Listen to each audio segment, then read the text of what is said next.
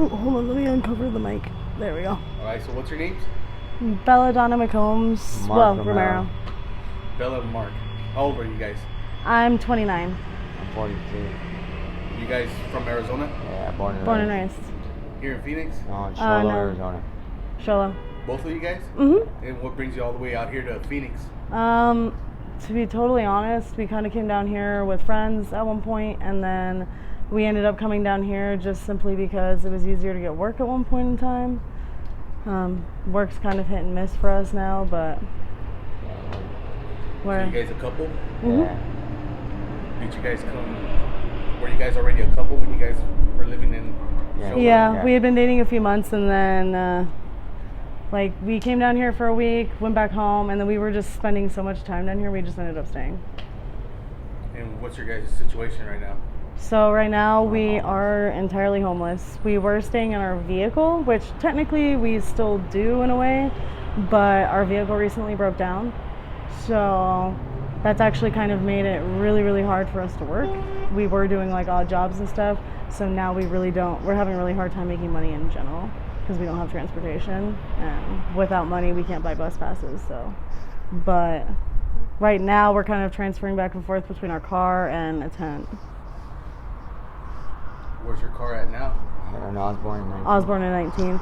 Luckily, the Mexican restaurant owner, where we would actually use to park our car there at night to sleep only, and then we'd leave during the day. Yeah. He didn't mind us there at night because we kind of kept people from destroying the building, and we'd clean up and stuff like that. But luckily, he's been super nice and hasn't had us towed until we can figure out what to do about our car. That's good. So you guys are parked out in front of a Mexican restaurant? We're actually Behind behind it. So it kind Okay. of helps out. hmm So what do you guys do now to survive out here?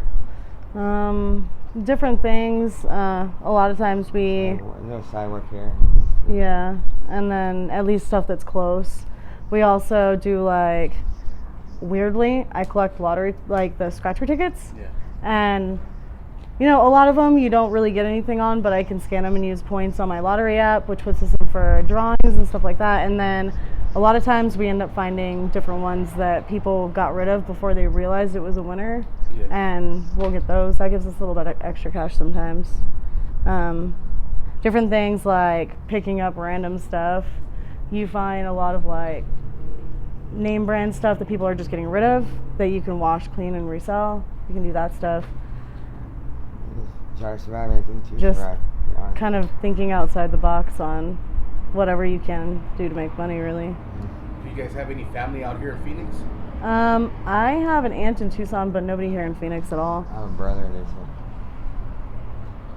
And that's pretty much it. They all live in Charlotte. Yeah, everybody lives in Sholo or out of state. Do you guys keep in contact with your family back in Sholo?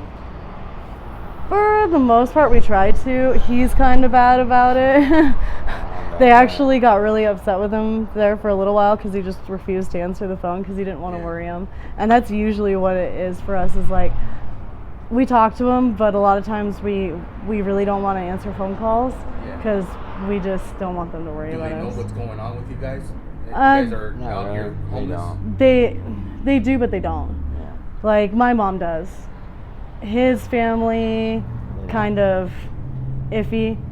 Like, they know that we're kind of like couch surfing. They don't know that we're entirely homeless. So, What does your mom tell you?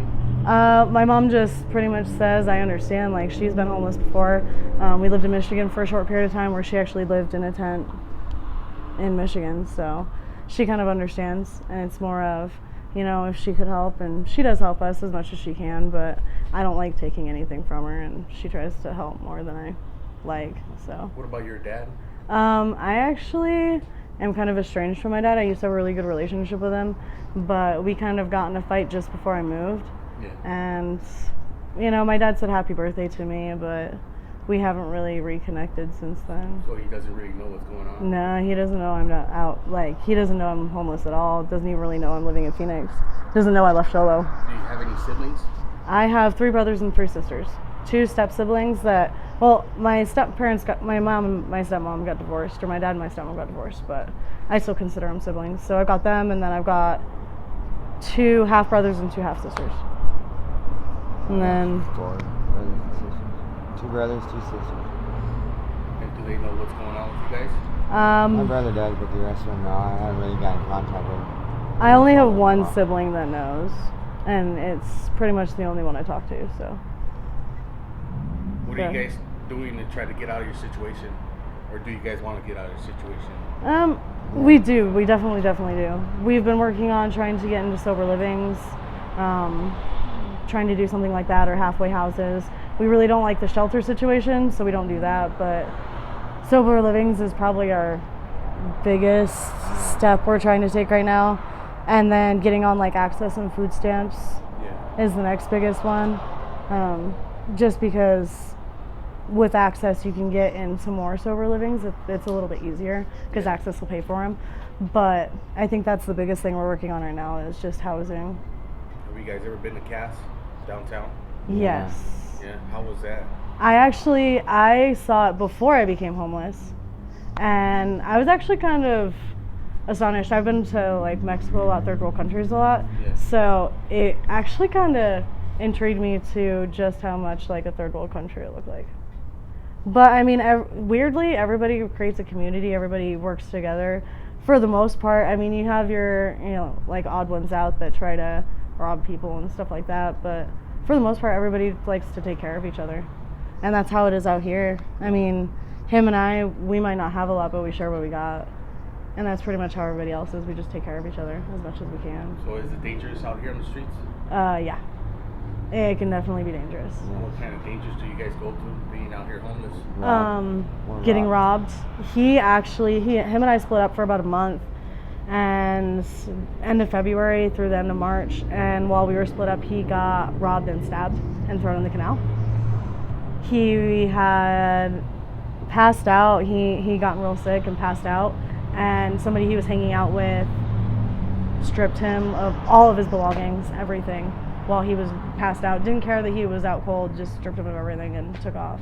That's crazy. Two separate kept him incidences. on. So they left you for dead? Pretty much, yeah. While we were split up, I had, like, sometimes we'll have somebody ask us, hey, I don't have an ID, can you, I'll pay you if you can rent a hotel room for me, I just don't have an ID. And I would do that sometimes just to get a little extra cash. And I actually had someone try to rape me because of that, so there was that. I mean, as a woman, especially if you're alone on the streets, it is insanely dangerous. People try to take advantage of you. They think they can overpower you, obviously. And, we're a lot more likely to be robbed, raped, beaten, Do you get attacked. like a lot of weirdos coming up to you? It depends on what you define as weirdos. So, No, I don't. but we do, yeah. Like creepy dudes? Creepy dudes, yeah, for sure.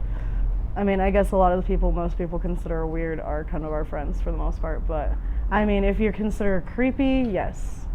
People that honestly automatically assume because I'm homeless, I'm a hooker, is probably the worst one. Just instantly not wanting to take no for an answer. Just saying, no, you're going to come with me. Come on, get in my car. Come on, get in my car. Trying to force you to go with them when you don't want to, kind of that kind of stuff. It's crazy. Yeah. All right, guys. Well, thank you for sharing your story. I really do appreciate it. Are you guys okay with me putting this on my YouTube channel? Yeah, for sure. And just in case somebody wants to reach out to you with any sort of help or donations, do you have any contact information that you want to share, like an email or anything like that? They can reach out to my email. It's tomboybelladonna at How do you spell 23. it? So it's TOMBOYBELLADONNA 23 at Gmail. And then I'll write it down for you. I don't know if you can put it in a caption. It's really long. Yeah. Just write it down for me. Yeah. I'll put it down in And the then description. we have a phone number as well, but I cannot remember it for the life of me because That's it's new. fine. They can contact you Yeah. on your email. And just in case one of your family members stumbles upon this interview, do you have any words that you want to tell them? Anything that you guys I want love to you say? guys. We love you. We're safe as much as we can be, we promise. And we're doing the best we can to get out of our situation. Thank you, guys. Thank you. Thanks.